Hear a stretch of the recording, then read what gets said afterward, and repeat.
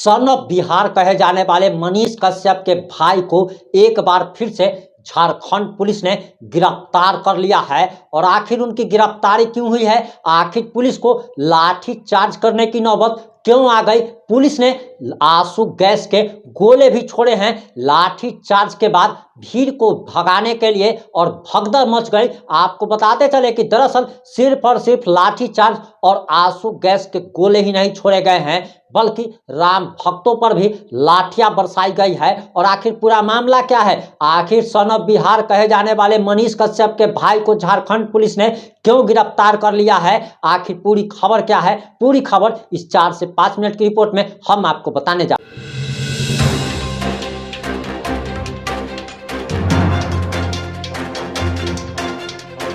नमस्कार, मैं प्रिंस कुमार सिंह और आप देख रहे हैं पॉजिटिव इंडिया। इस वक्त की सबसे बड़ी खबर आ रही है और आपको बताते चले कि आज का दिन ऐसा है कि सिर्फ और सिर्फ ब्रेकिंग न्यूज ही आ रही है। ऐसी ऐसी घटनाएं हो रही है कि लोगों का दिमाग सन्न हो रहा है। एक तरफ जहां मुकेश सहनी के पिता की हत्या कर दी गई, एक तरफ जहां मुकेश सहनी के पिता की घर में घुस करके धारदार चाकू से हत्या कर दी जाती है, जिसके बाद सम्राट चौधरी का बयान आ जाता है। और सम्राट चौधरी ने क्या कहा है, सबसे पहले आप उसे सुन लीजिए, उसके बाद हम आपको बताएंगे कि आखिर मनीष कश्यप के भाई को क्यों गिरफ्तार किया गया। मुकेश सहनी जी के पिताजी की हत्या अत्यंत ही दुर्भाग्यपूर्ण है, दुख का विषय है, खेद का विषय है।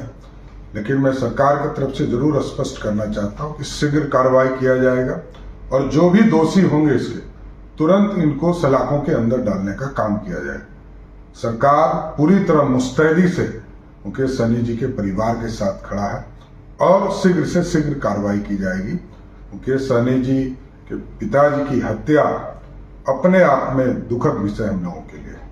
आपने सम्राट चौधरी का बयान सुन लिया होगा और हर घटना के बाद मुख्यमंत्री, उप मुख्यमंत्री और तमाम आला अधिकारियों का यही बयान आता है कि जल्दी ही अपराधी पकड़े जाएंगे। और आखिर मुकेश सहनी की पिता की हत्या कोई क्यों करेगा, इसकी भी अब जांच चल रही है। घटना क्यों हुई है, कैसे हुई है, पुलिस हर मामले की हर बिंदु पर जांच कर रही है। लेकिन जो सबसे बड़ी ब्रेकिंग न्यूज आ रही है वो झारखंड से आ रही है, जहां मनीष कश्यप के भाई को गिरफ्तार कर लिया गया है। और आपको जानकारी देते चले कि आज से मात्र 1 महीने पहले मनीष कश्यप के इसी भाई को झारखंड पुलिस ने गिरफ्तार कर लिया था। और गिरफ्तारी इसलिए हुई थी क्योंकि वह रामनवमी का जुलूस निकाल रहे थे और इसी मामले में उन पर केस दर्ज हुआ था। और जब हम पूरी घटना आपको बताएंगे तब आपको एहसास होगा कि हमारे ही देश में हम खुद अपने आराध्य का नाम नहीं ले सकते हैं, अपने प्रभु श्री राम का जुलूस नहीं निकाल सकते हैं। और ताजा घटना जो हुई है वो हनुमान चालीसा पढ़ने के जुर्म में हुई है। मनीष कश्यप के भाई ने किसी की हत्या नहीं की है, कहीं लूट नहीं किया है, कहीं बलात्कार नहीं किया है, कोई राष्ट्रद्रोह वाला काम नहीं किया है, बल्कि उससे भी बड़ी जघन्य घटना की है। और जघन्य घटना यही की है कि उन्होंने हनुमान चालीसा का पाठ किया। और हनुमान चालीसा का पाठ करना क्या अपने ही देश में इतना बड़ा जुर्म हो गया है कि पुलिस लाठी चार्ज करती है, आंसू गैस के गोले छोड़े जाते हैं। आखिर इस देश में हो क्या रहा है वो समझने की जरूरत है। हमारी भी माताएं बहनें, आपकी भी माताएं बहनें मंदिरों में पूजा करनी जाती होगी और आपकी माता बहन को, हमारी ही माता बहन को अगर रास्ते में ही कोई उनके पूजा की थाली को छीन करके फेंक दे और कहे कि तुम पूजा नहीं कर सकती हो, आखिर यही कुछ तो हमारे देश में हो रहा है, झारखंड में हो रहा है। और झारखंड की सरकार मुस्लिम तुष्टीकरण के लिए किसी भी हद तक गिर सकती है। और सरकार को कहिए कि सरकार एक तरीके से पागल हो चुकी है। पागलपंती की हद ये हो गई है कि आप अपने ही देश में अपने ही आराध्य का नाम नहीं ले सकते, आप हनुमान चालीसा नहीं पढ़ सकते हैं, आप अपने ही भगवान का पूजा पाठ तक नहीं कर सकते हैं। आखिर इस देश में और इस राज्य में हो क्या रहा है। आखिर आपको बताते चले कि देश में मात्र 2 ही राज्य ऐसे हैं जहां पर ऐसी घटनाएं आम होना अब हो चुका है। एक तो झारखंड है, दूसरा पश्चिम बंगाल है, जहां पर आपको भगवान का नाम लेने के जुर्म में आप पर लाठी बरसाई जाएगी, आप पर केस किया जाएगा, एफआईआर दर्ज कर आपको जेल भेज दिया जाएगा। और यही कुछ तो मनीष कश्यप के भाई के साथ हो रहा है। अभी महज कुछ दिन पहले ही वह जेल से बाहर आए थे और जेल से बाहर आने के बाद उन्होंने अपने दर्जनों साथियों के साथ हनुमान चालीसा के पाठ का आयोजन किया था और हनुमान चालीसा का पाठ दर्जनों लोग कर रहे थे।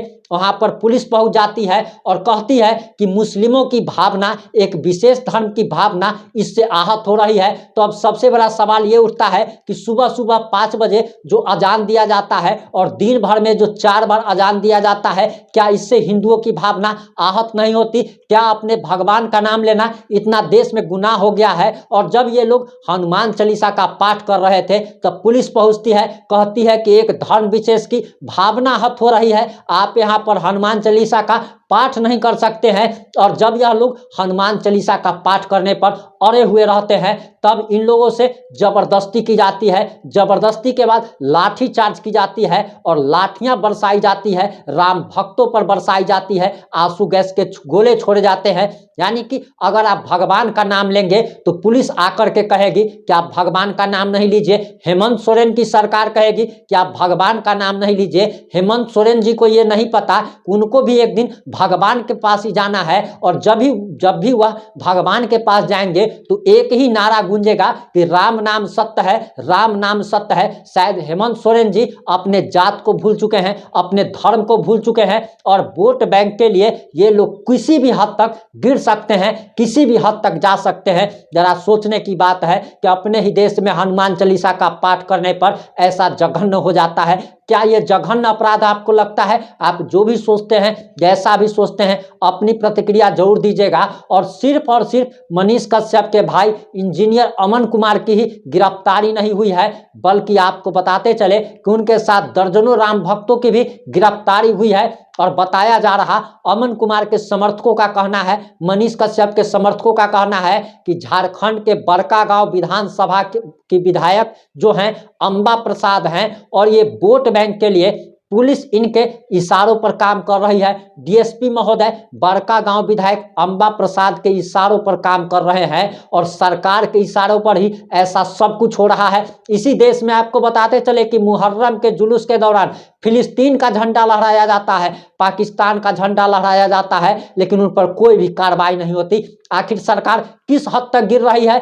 क्या 85% इस देश में जो हिंदू बहुसंख्यक है, जिनकी आबादी 85% है, क्या उसकी भावनाएं आहत नहीं होती है? लेकिन हनुमान चालीसा का जब पाठ होता है तो 15% जिसकी जनसंख्या है उसकी भावनाएं आहत होती है। अभी भी कुछ सेकुलर लोगों के जो कीड़ा काट रहा होगा वो कीड़ा काटना बंद होना चाहिए। अगर आप अपने धर्म के नहीं हुए तो आप किसी के भी नहीं हो सकते हैं। आप किस मुद्दे पर क्या प्रतिक्रिया है, आप अपनी प्रतिक्रिया जरूर दीजिएगा, क्योंकि आपकी प्रतिक्रिया काफी महत्वपूर्ण है। हिंदू सोया हुआ है और हिंदुओं में एकता नहीं है, यूनिटी नहीं है, इसीलिए मात्र 15% के फेवर में सरकार चली जाती है। क्या सरकार को इस बात का डर नहीं लगता कि 85% हमें वोट नहीं करेगा? तो असल बात तो यह है कि 85% जिसकी जनसंख्या है वो जातियों में बटा हुआ है, वो अपने पंथ में बटा हुआ है, समाज में बटा हुआ है, जातियों में बटा हुआ हिंदू आज उसकी क्या स्थिति हो रही है? किसी देश में वह अपने भगवान का आराध्य का नाम नहीं ले सकता है। आपकी इस मुद्दे पर प्रतिक्रिया जरूरी है, अनिवार्य है। अपनी प्रतिक्रिया जरूर दीजिएगा। जुड़े रहे हमारे साथ। जय हिंद, जय भारत, जय जय श्री राम।